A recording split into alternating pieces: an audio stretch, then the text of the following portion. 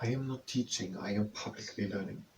Hi and welcome to Learning for the Life in the UK test, part 463, while doing a leg injury prevention training. And if you participate in the leg injury prevention training, register your own risk. Now, we already made a video, so while we're doing all this, we are preparing and then shooting videos about information here in this book about James II. Also, sentence structure complex. About James II, I had already done a video, but in that video we were talking only about the time when he was monarch. When it also happened that he, with the support of the French army, landed in Ireland, and then was defeated in the Battle of Bourne. So how about we doing another video? The first video we might publish or not, under the title James II, the Time on the Throne, or so, and the other one now James II. So let's look what we had. We already did it basically in the two videos, in the James II video and in the Restoration video, so it might be not that complex. So in the 1640s there was a civil war between Charles II, supported by the Cavaliers, and the Parliament, supported by the Roundheads. Then in the battles of Marston Moor and Nesby, the king's army was defeated, the king was taken prisoner. Is this important for James II?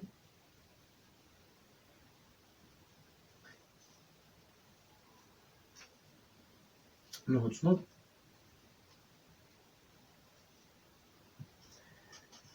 James II Charles II was reigning, but he had not it. This is how it started, James II. What was it then here? We made a video about Charles II.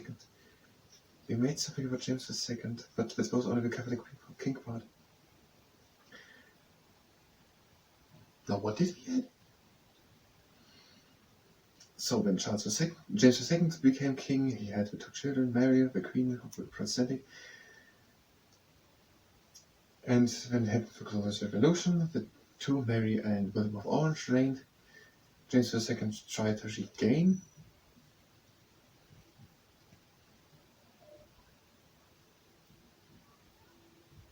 Yes, let's do it. So, Charles II died in 1685. His brother James II became king. He was Catholic. So James II was Catholic, and he had two Protestant children, Mary and someone else. And now the people wanted a Protestantistic king, and so they invited William of Orange in, and James II fled the country because William of Orange got just invaded with all problems. He tried it then again to invade with the French army Ireland. It was not successful. He was defeated by the army of William, who was already in the meantime reigning together with Mary. And he fled again back. Ireland was reconquered. And also the support in Scotland was in the Battle of Killiecrankie defeated. And the clans in Scotland had to make an oath that they have no allegiance or formally accept William as the king.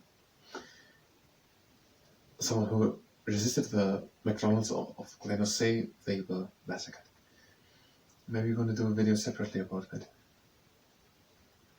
Because having an open question to that, just a sentence written, is also not good. I don't know what's better, to know it in detail or to have an open question. I don't know. So, and some people kept the memory of this massacre alive, and that meant that they were still distrusting the new government, and there were people still believing that James was the rightful king, James II, and they were called the Jacobites.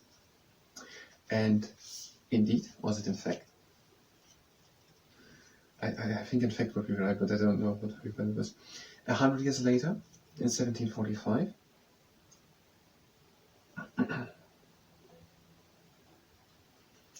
there was a rebellion of the clans in Scotland, and they wanted Charles Edward Stuart, or also named Bonnie Prince Charlie, back on the throne in England. And now what did they do? They raised an army, okay, but it was defeated now by Charles II, who was now over the course of 100 years, a few monarchs exchanged. Charles II was reigning in England. Defeat. So instead of Charles II, George II, we wanted James II. No. The grandson of James II, wanted Prince Charles Edward Stuart. That was defeated in the Battle of Culloden, and now the clansmen were degraded in their power. They became tenants, and the landlords, if they were in favor, became what did they become? The chieftains became landlords, so the clans were dissolved, more or less. And the structure of the clans was destroyed. Can I say that way? I think yes. All what's written here sounds as if it would have happened. So the chieftains became landlords, the clansmen tenants, who had been to pay to use the land, and also a process of a highland clearance started. This is all part of James II. Clearance started, and the Scottish landlords then destroyed individual farms known as crofts. So, and these crofts, smaller farms in Ireland, were destroyed by the, just if I say it, Scottish landlords. By these Scottish landlords? It doesn't really make sense if I tell it in that order. To create large flock places, farming places, large flock space, or large farming places, large grazing places, make space for large flocks of sheep and cattle. I still don't know what evictions are, but they became very common in the early 19th century.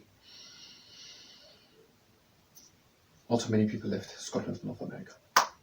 Okay, now we have a video prepared, but we are too far proceeded in the time. We are at half time. We're going to do now the leg injury prevention training. In the next video, we will shoot that video with what I just tried to pack all together about James II. If you're just interested in that, you can go directly to the next part. Otherwise, you may participate in the leg injury prevention training. If you do so, that will be at the end.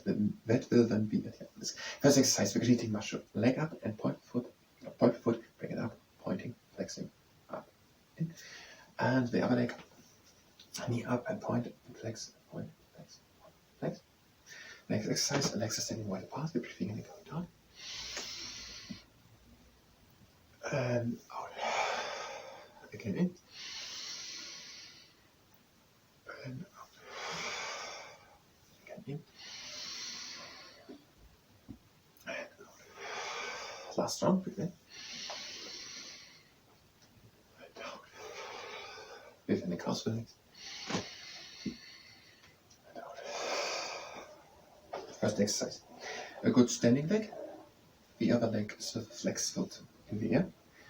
And we're swinging the leg to the side and out, to the side.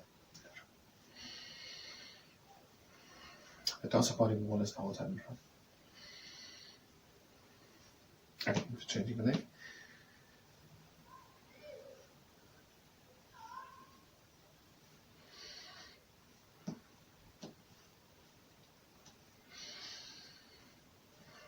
A few more times. And the next exercise, good standing leg. The other leg again with flex foot in the air. We're bringing it in front, back, front, and back. What was the Battle of Boyne? The Battle of Killiecrankie was the one in Ireland by James II. The Battle of Culloden was the one with Bonnie Prince Charlie. So the Battle of Boyne was the one of James II in Ireland. Killiecrankie in Scotland, Boyne in Ireland. And then the next one was Culloden, probably also in Scotland. But that was a century later. Then there was Marston Moor and Nesby, that was Charles I, and Charles II, that was Dunbar and Worcester. We've changed the leg, but I'm fixed it. Next exercise, one leg up, right angle with the leg, flex foot, even aligned hips, tall up, back, and breathe in. Now the leg to the side. Again. Out into the middle, and down. I think we almost have all battles up with the leg. We changed the leg, but it wasn't planned. Breathe out. Breathe again in. Out into the middle and down. But you have also upper leg and out. The Spanish Armada, 1588. The Battle of Trafalgar, did I say it? 1805. Waterloo, 1815. The upper leg. Breathe in. Out to the middle. Again in. I don't think they said any battles to the Boer War, the Crimean War. The Second World War, they did not name a battle, the Pearl Harbor, but it was not a British battle. First World War, where they said the Battle of the Somme. Next exercise, we are bringing one leg up and we're pressing up on the inside. So right angle of the leg, flex foot, even line hips, taller with the back, and press from the inside. There was then also the Battle of Agincourt, 1415, the Battle of Blanquefort, 1314. I think these are all. These are not many, just 10 battles, all listed in one order, half history explained. Aber like,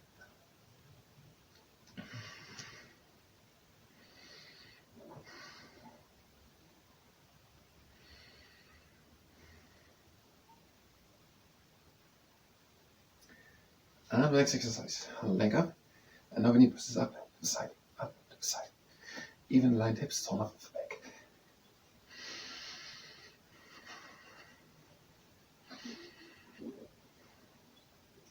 The other leg up, knee presses up to the side.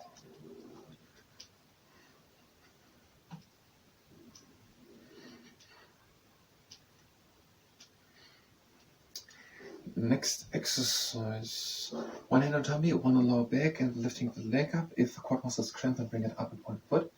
So bring the leg up, flex foot, try to bring it higher. Control with the hands, but you don't fall back. So not do it. And try to bring the leg higher.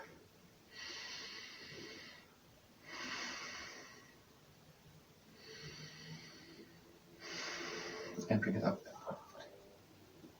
Next exercise, the leg up. Again, straight leg, flex foot, try to bring it higher.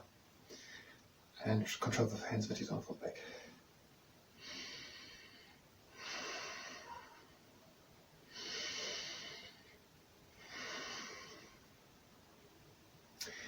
Next exercise, good standing leg, the other leg with the heel onto the ground, and lifting it off the ground, placing it again on the ground. So the Senate in Wales. The 60 members are called SMs because these are the Senate members. They are elected every 4 years. And since 2011, they have 21 different things, areas, ruling power without that the UK Parliament say something. And they can, for example, make decisions in 4 areas. In education, we have changed the leg. Did I explain the exercise? In education and training, in economic development, on housing, and it was similar.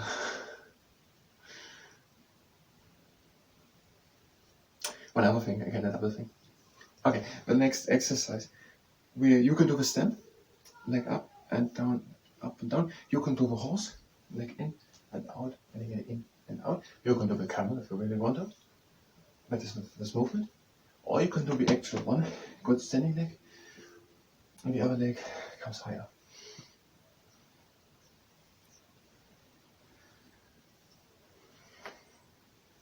So you got a good standing leg, and the swinging leg comes down up at the same moment when the upper part of the body goes down, and try not to fall in the up down.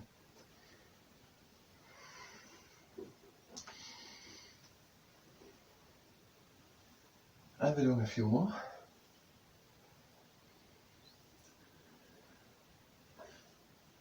And the last one. Now with the other leg.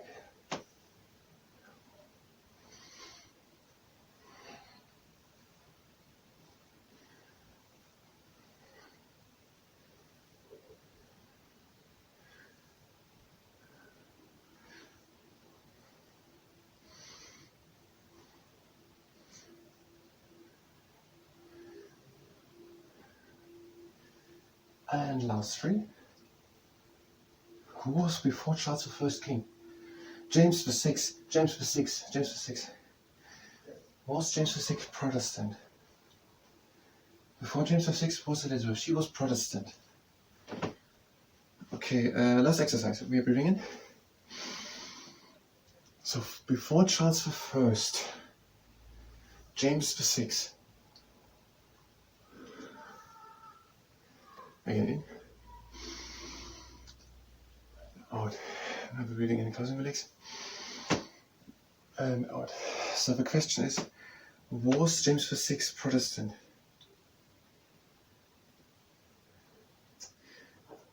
We will look at that at the beginning of the next part. I thank you very much, and until the next time.